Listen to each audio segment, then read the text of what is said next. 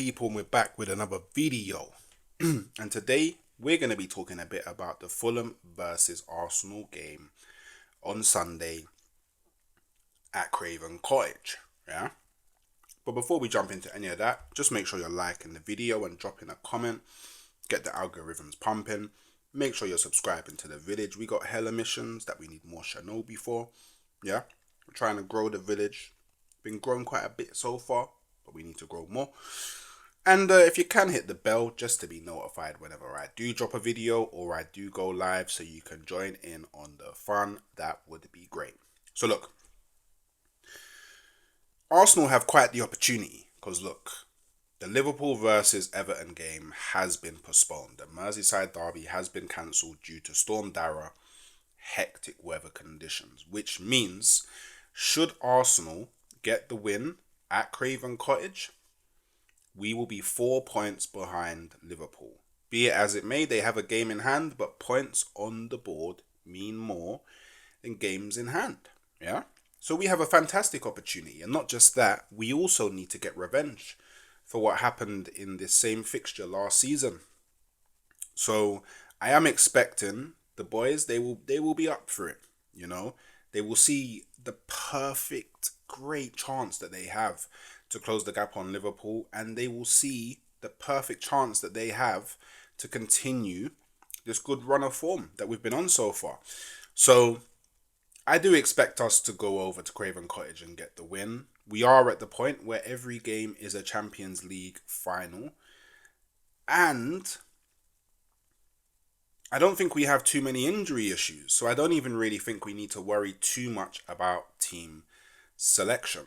I guess the only other thing that we kind of really need to pay attention to is if we don't win this game, then I believe that Man City can go above us if they beat Crystal Palace. And then obviously with Chelsea playing Tottenham tomorrow as well, there is every opportunity for them to create a gap between us and them. So there's a lot of things that we do need to be conscious about going into this game. I do expect it to be a very difficult game. Fulham are a strong side. They've been playing really well, and they currently find themselves sixth in the Premier League. So obviously we have to respect them. But something that I find very interesting about Fulham, where I believe that we should be able to expose them, is they've conceded 19 goals so far this season in the Premier League. That's a lot of goals. They've only scored 21, so their goal difference is 2. So yeah, they score goals, so they're good going forward, but they're not the greatest keeping teams out. They're not the greatest. And that's definitely something that we can expose. Obviously, being away from home, they're probably going to try and dominate as much of the ball as possible. And maybe Arteta will just decide to set up in a way where, look, contain, be compact, and, you know, when we win the ball back, wherever it is on the pitch, we need to be dynamic. We need to be breaking through the lines as quickly as possible and taking advantage of them pushing so high up the pitch. Fulham do play fairly expansive. You know, they do have an attacking brand of football. So I do think there will be numerous chances for us to score goals. I just think that we need to be clinical. That's the thing that's really going to matter here. And, you know, if we're not able to be clinical, then you know what we can do? Corners. Oh, corners. You know, everyone's trying to do this too. No, man, corners. So we've got many ways that we can score goals versus Fulham. And I would say the thing that I'm kind of scared the most about is the prospect of Adama Traore going up against Zinchenko. That's a scary prospect. That actually puts fear into me. I won't lie, because if that's what I have to see, Zinchenko's going to get cooked all game. Probably at some point or on many occasions give away stupid fouls because he gets exposed by Adama Traore's speed and strength.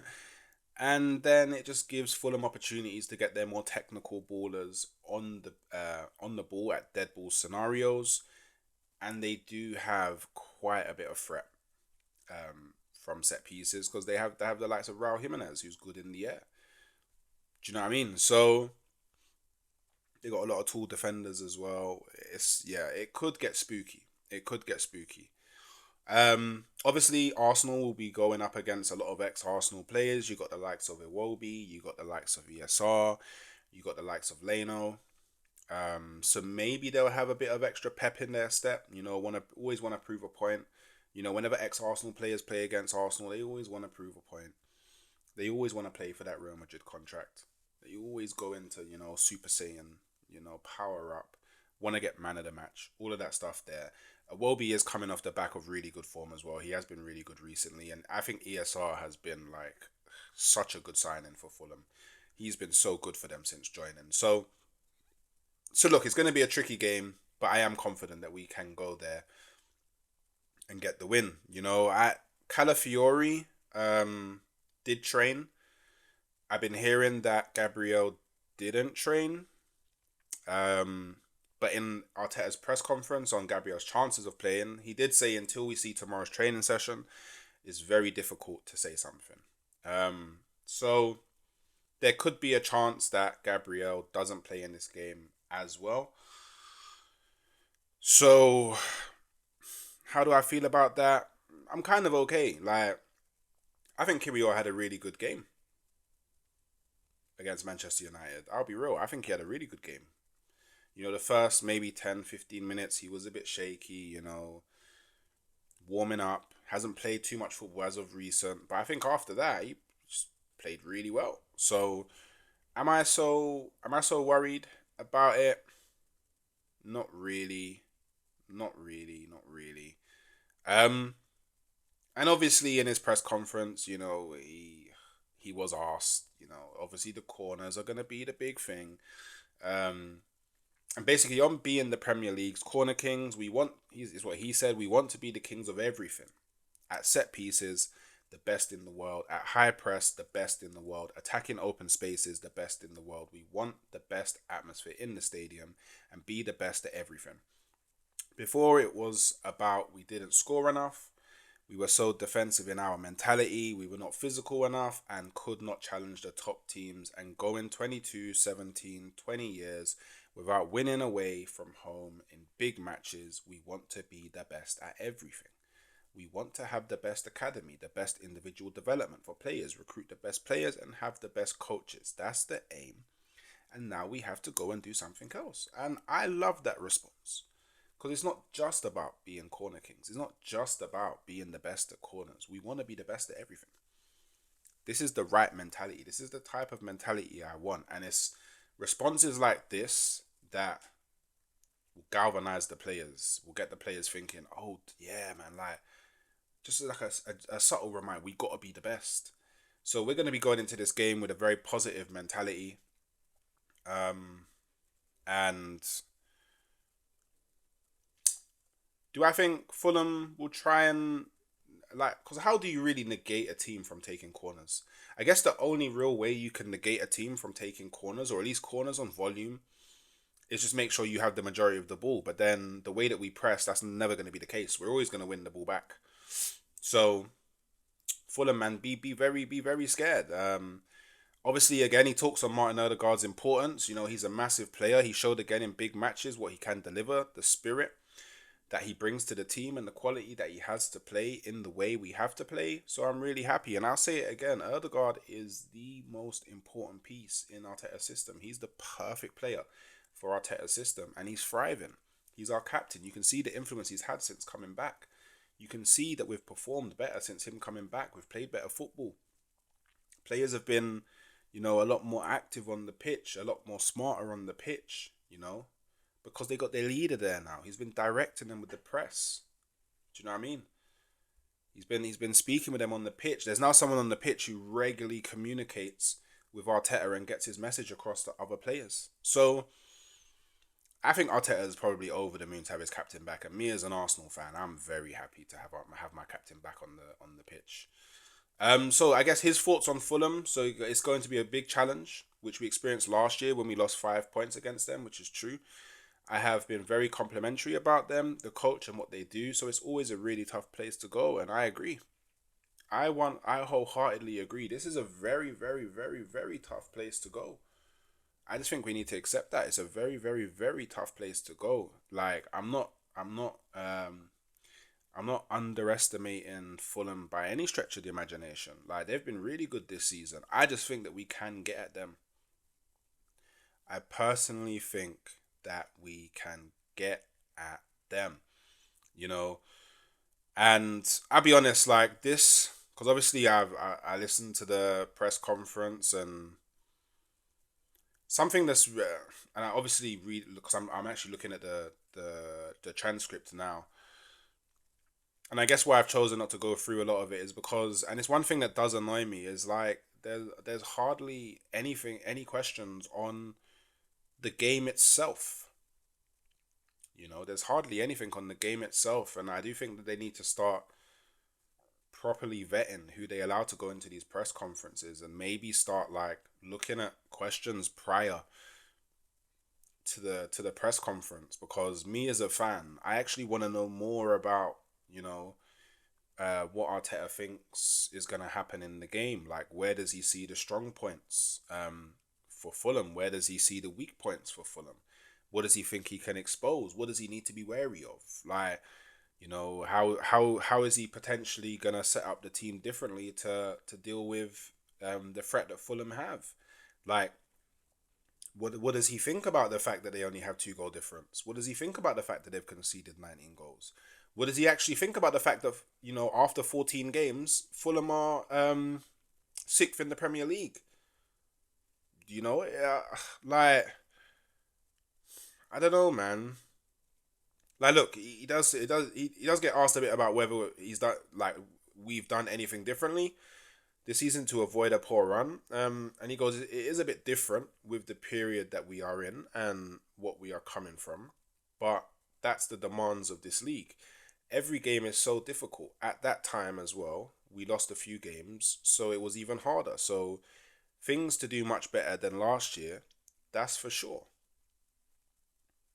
The question wasn't really answered, and there doesn't seem to have been a follow up. Like, hey, can like I don't know, like Arteta, can you dive a bit deeper into anything specific? Like, was there anything that you did on the training pitch to avoid this? Is there anything that you've kind of focused on in like team meetings, or I don't know, is there a message that you've been trying to put across to the players on a daily basis to, I mean, get them in the right mindset to avoid like poor runs? Like, but no journalist follows up. Like, it's just, you know what I mean? It's very poor in my opinion. So I mean, all aside the game, like for me, I'm very frustrated as an Arsenal fan that pays attention to press conferences now, because I feel like I don't ever really get to know truly what the manager's thinking prior to a game, or what the players are thinking or feeling prior to a game.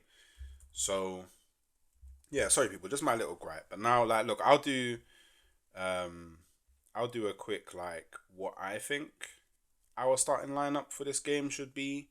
Obviously, taking into consideration that I don't know if Calafiori or Gabriel are fit enough to play. So obviously, I would go Raya in goal. Um, I would I would actually go Timber left back for this game, and then I would go Saliba and Kiwior at centre back, and then I would put Thomas Partey at right back. I think Partey could deal with the threat of Iwobi on that left hand side, and then I would go for a midfield of probably Jorginho, Rice, and Erdegaard, or well, I'd be fine with either Jorginho, Rice, Erdegaard, or Rice, Moreno, Erdegaard. I would be fine with either one of those midfields. And then obviously up top, I would go most likely Saka on the right. I do know that Sterling does need to start getting some minutes, but I would potentially look at playing Sterling against Monaco in the Champions League game. I would go Havertz up top, and then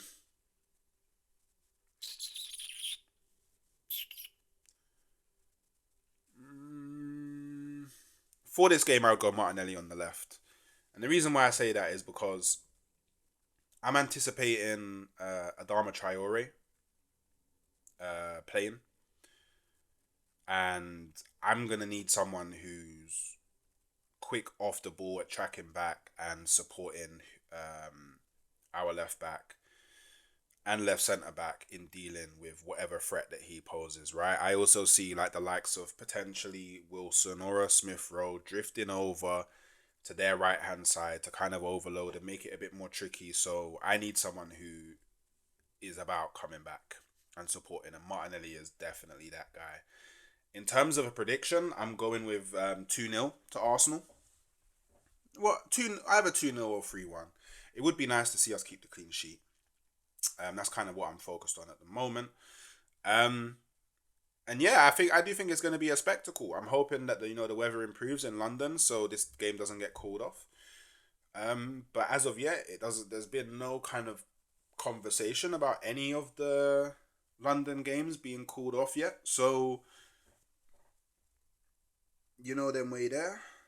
But people, look, those are some of my thoughts on the game, some of my thoughts on the presser. Let me know what you think in the comments below. How are you feeling about this game? Do you think we can go and get the W? Do you think we can go and put some more pressure on Liverpool and close the gap? What threats do you feel Fulham pose? And yeah, let me know your potential lineups as well and give me a score prediction. Just make sure you're liking the video, dropping comments. It really does help out the algorithms. And yeah, just make sure you're continuing to support the channel. I appreciate everyone that does support the channel. And I'll catch you next time.